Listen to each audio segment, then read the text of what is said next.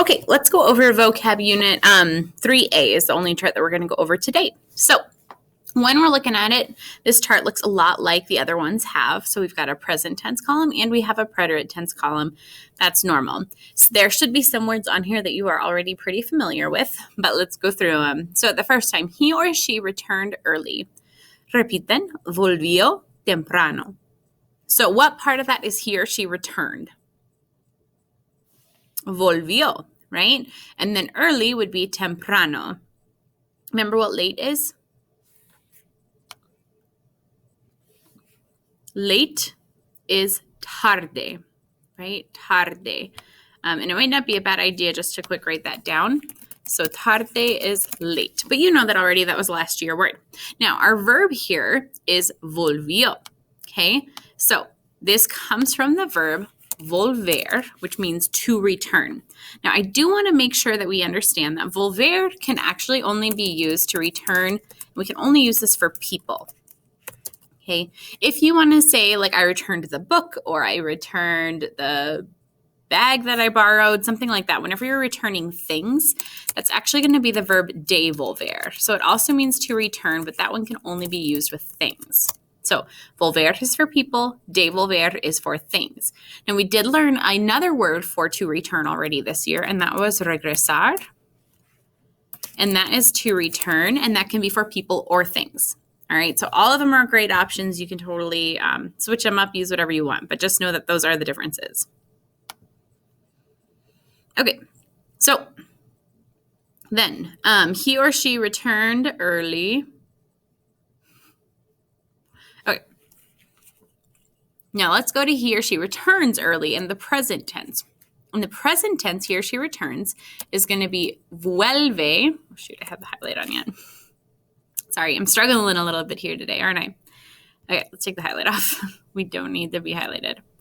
Okay, so he or she returns early is vuelve. Okay, vuelve temprano. So you'll notice that, yes, this is an ODUE stem change in the present tense. Remember, in the present tense, that our stem changes happen in the boot. So it'd be vuelvo, vuelves, vuelve, volvemos, vuelven. Now, if you look at the preterite tense conjugation, there is no stem change because stem changes cannot happen with ER verbs in the preterite tense. Okay, so they're automatically excluded from that. We're not going to see it. But I do want a quick look at the conjugations of this guy, okay, because this is going to be some new endings because it's volver, it's an ER verb. So this is going to be one of the first times that we are seeing the ER-IR chart. So in order to say I returned, it is volví. You returned, volviste. He or she returned, volvió. We returned is volvimos. And they returned is volvieron. Okay, so our endings for ER-IR, regular verbs in the preterite, are iste, yo, imos, ieron. All right, then he or she met a young person. Conoció a un joven. Conoció is he or she met, and a young person is un joven. Last year, you guys did learn the verb joven, or the word joven, but you learned it as just an adjective. So like to say, oh, I am young, right? Where we're just describing ourselves. But you can turn it into like what we have here, a noun, a young person, by putting an article. So either un or el or la, whatever in front of that. Okay, and now it makes it a young person. You can make this feminine. You could say una jovena. That would be just fine as well. So know that that's an option. Now our verb here is conoció, and that comes from the verb conocer. Okay, conocer. One thing to know, though, about the verb conocer is that it doesn't mean to meet. It means to know. Okay, to know. And there is a reason behind that because, so in the present tense, it's going to mean to know. In the preterite tense, it's going to mean met. Because in order to know someone right now, you have to have met them in the past. Okay, so just know that there is a difference in translation, or not really translation, but in definition between the present and the preterite tense. Okay, so conocer means to know. Now, conocer is only to know people and places. okay, or to be familiar with. The other verb that means to know is saber, okay? But that is the verb that we use for skills, facts, and information. So even though they both mean the English to know, we do differentiate those two out in Spanish. So conocer is to know people and places. Saber is to know skills, facts, and information. In the present tense, he or she knows a young person would be conoce a un joven. Now, what is this a doing here? Because it's not in the translation. That a is the personal a. Remember, whenever we verb another living thing, we have to have it, but it gets lost in translation. In the present tense, this is almost a regular verb, except for that darn yo form, right? We always see an irregular in the yo. So this is going to be yo conozco. Okay, yo conozco. Because if we didn't put that Z in, it'd be yo conozco, which should sound really wacky in Spanish. So yo conozco. Preterite tense, it's a regular verb. So it'd be conocí, conociste, conoció, conocimos, conocieron. All right, the next one. They had fun. They had fun is se divirtieron. Se divirtieron. Now, this comes from the verb divertirse. And divertirse. When we go to the present tense, we're going to start with the se, right? Because we can't just disappear. It has to stay there. So we're going to bump our se to the front. And then we're going to conjugate like normal. So step one, drop off the ending. But I have to tell you that this is a stem changer. In the present tense, it's an E to IE stem change. So if we want to say they have fun, se divierten. Bueno, se divierten, because it's that E to IE stem change. All right. Now remember, present tense, that happens in the boot. In the preterite tense, if you look at divirtieron versus divertir, you'll notice that, hey, this also has a stem change, but in the preterite tense, it's an E to I stem change. Okay. So it can stem change because it's an IR verb. That's number one. Okay. But number two is that the other thing about stem changers in the preterite is that they're not necessarily the same as what we see in the present tense. Okay, so that's a little bit different, but we've got se divirtieron. Now, I do want to quick go through the conjugations for that because it's a stem changer in the preterite.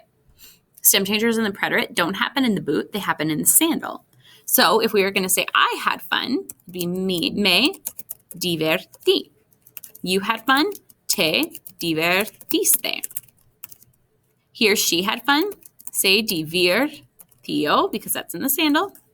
We had fun, nos divertimos, because that's not in the sandal. And then se divirtieron. There you go. I still spelled it wrong. Se divirtieron. Bueno. One little extra note here is that, like, the noun of fun, like, did you have fun, is just divertido. So using that same stem, just taking it to the noun form. All right, he received permission. Recibió permiso. Recibió is he received. Permiso is permission. Now, the verb that we're actually going to be modifying in this is recibir. Yeah. Which means to receive. Okay, in the present tense, this is a regular verb, nothing funky about it. So just think for a second, how would you say he or she receives?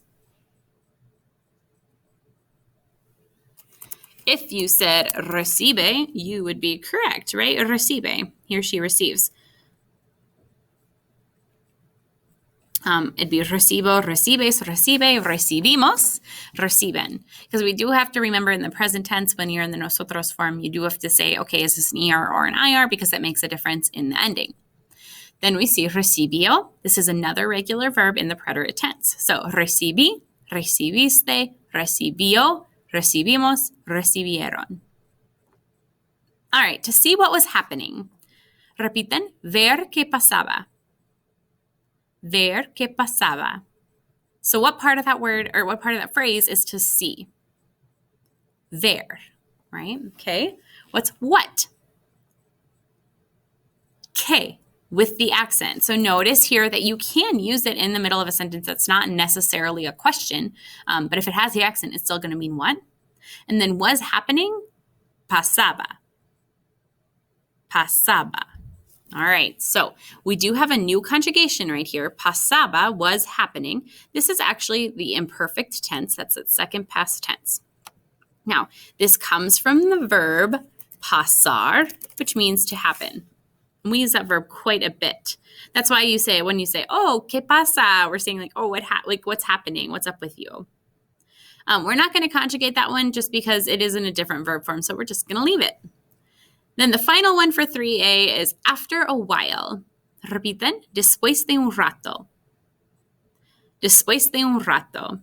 Now, this phrase does not translate literally, so all we need to know is that in our translation, it's going to mean after a while, okay? But we're not going to conjugate it because it's not a verb. Then you've just got a couple extra words over in the right-hand margin. The first one is salir, which is to leave. I think you guys know that, but remember that is salgo, sales, sale, salimos, salen. And then beber is to drink. So bebo, bebes, bebe, bebemos, beben. All right, so that is Vocab 3A. If you have any questions, please let me know. But otherwise, I hope you are doing well.